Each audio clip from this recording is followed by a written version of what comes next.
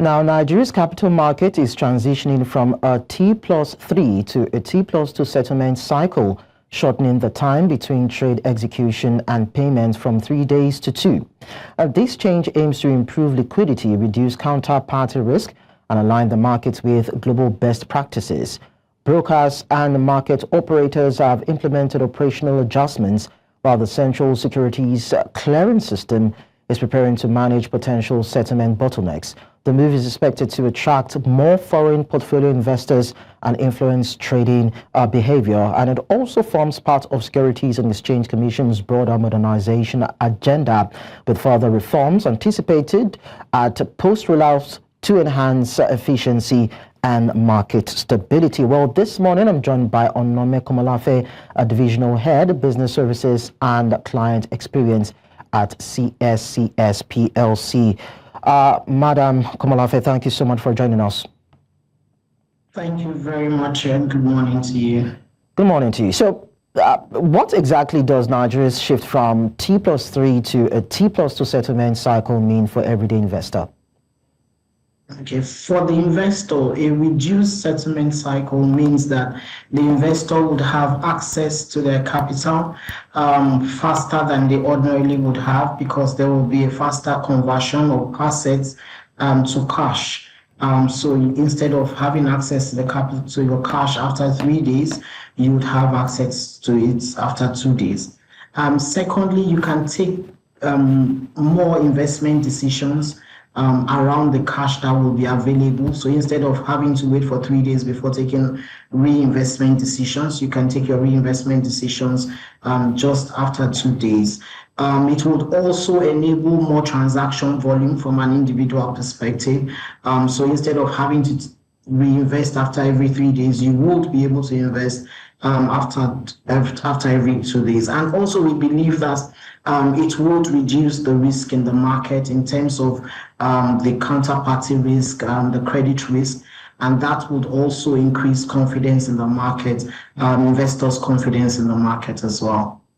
All right, I'd like you to talk more about how this would also improve liquidity in Nigeria's capital markets. Well, of course, when we look at the shorter settlement window that will be transitioning into now. Yeah, so a shorter settlement window means that there would be more transactions because the cash will be available, and therefore there will be more liquidity. It would also drive volumes in terms of the number of transactions that will be available in the market. And more investors' confidence in the market would also attract new investors into the market, especially investors who probably are not happy with the current lengthened settlement cycle.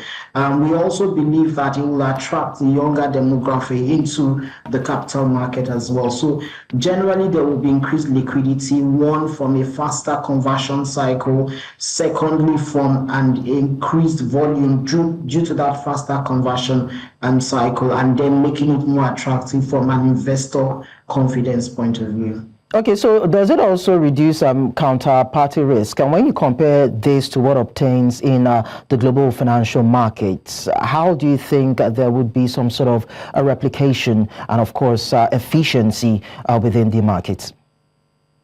To answer you directly, definitely it would reduce counterparty risk.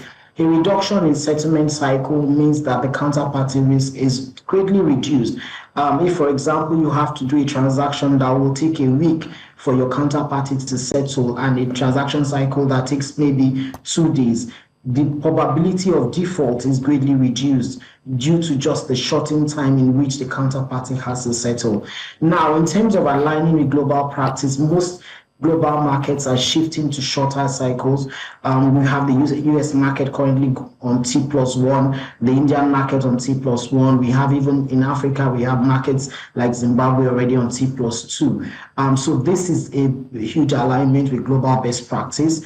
Again, this would also align, even from a trade point of view, attract investors from markets that already enjoy this reduced settlement cycle, and our own market will be more attractive to them to also come and invest in our market as well. We understand that this transition to T+2 settlement cycle is not actually going to take the market by storm. But then when you look at operational tasks, how do you think this would affect operators, market operators, and of course brokers in aligning with these new guidelines for the T+2 cycle? Okay, one thing that remains very relevant is that every market participant would retain their role within the market. The brokers will retain theirs. So there's no change in terms of the role of everybody. Exchanges will retain their role as trading points.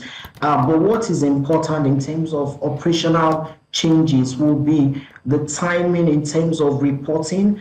When confirmations will be done, because there's a reduction by 1 day, confirmations are quicker and faster.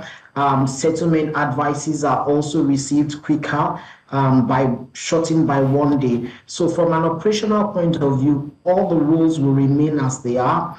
No changes in terms of the role of every participant. CSCS will maintain its role as a CSD. The brokers will also maintain their roles on their agency relationships, and so will the exchanges as trading points. But what would really be a change will be in terms of the advices, in terms of timelines around advices, around confirmation, around trades that have been done, settlements, advices, and actual settlements. Yeah, so from an operational point of view.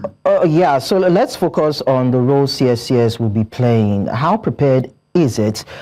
What advisory role or what would it be actually doing, most especially when it comes to potential settlement bottlenecks to help, of course, market and operators scale that hurdle? Thank you. CSCS has led the implementation committee for this project, and that committee comprises of every stakeholder in the market, and we have reviewed potential matters that may arise, and these matters have been closed. We are also happy to announce that we've done tests and we had 100% success around the test environments and the tests that were done. And also what we have put in place, we do not envisage any issues at all, but what we have put in place, we have a help desk that has been manned with requisite resources to also respond to issues as they arise. That help desk is already live and running. And so that we believe is enough to also mitigate any issues that may arise, but we do not expect any challenges at all. I know you mentioned it in passing, but then how well will the migration to T+2 attract more foreign portfolio investors into Nigeria? Okay, one, we believe that because it is an alignment to global practice, it would also interest new investors who are already used to a shortened settlement cycle, who may have considered our lengthened settlement cycle to be some kind of disadvantage. Secondly, because of the faster turnaround time from asset to cash, we believe that that would also make the investors to want to come into the Nigerian market.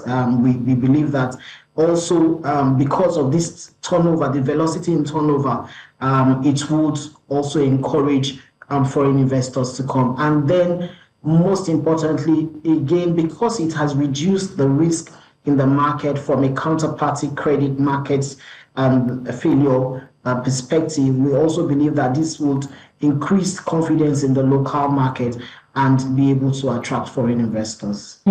Okay, so are there risks or disruptions that we should be aware of, most especially for investors that might be trying to access the markets, especially as we are just gearing into the early days of this transitioning? As far as we know, all risks have been mitigated. For every project of this nature, every transition of this nature, there will be risk. The important thing is to identify those risks, put in place processes to ensure that those risks have been mitigated. So for the investor, we do not foresee any form of risk, and even for every participant in the market. We do not see any possibility of, for example, settlement failures or issues around strain in funding, because again, Nigeria is a pre-funded market, so we do not see any of those kind of challenges. within this process. All right. So how does this policy now fit into the Security Exchange Commission's broader modernization agenda for Nigeria's capital markets? Okay. This policy change is in line with the SCC agenda, which is due for, which had stated that by 2025 there will be a reduction in settlement cycle to T+2. So this is very much aligned to the SCC initiative in that line. And also in terms of the SCC initiative around modernizing, digitizing the capital market, this is also very, very much in line with what the SCC is working on. And we have the full backing and support of the SCC around this process. So will there be some sort of, migration transaction costs on the players? What about the trading behavior in the Nigerian Exchange? How would you, of course, describe it? We do not see any transaction cost or any increase or change in any way in transaction cost around the reduction in settlement cycle, whether from the exchanges or from the CSCS. Transaction costs would remain the same. In terms of even the transition, there are no transaction costs to any stakeholder within the market. I'm sure the trading behavior would be normal and encouraging by the time we have these players step into this new field. We believe that the trading behavior may change, may improve. We expect more velocity within the markets, again, as a result of this reduced cycle and having access to capital in a quicker and faster way. So in terms of trade velocity, we expect that there will be possible changes. But from a cost perspective, we do not see any change. We think that a shorter cycle will also enable traders to be able to make better intraday decisions around the assets that they have, around the liquidity and the capital that they have access to. All right. Even as we end on this, are there other reforms that stakeholders should be anticipating after the T+2 rollout? From the CSCS, part of what we're doing is to ensure that the market actually moves to a full technology-driven market, and that's part of the reforms that we're working on. And also, we are also hoping that in 2026, we may be able to see actually a move of the market from actually a T+2 to a T+1. Again, this is also in line with the direction that we believe that the regulator is moving with. So these are some of the changes that we are working with in the markets. All right. Thank you very much for educating us as regards this transition from T+3 rather to T+2 settlement cycle. We hope that it would actually spur more investors to want to bank with the capital markets.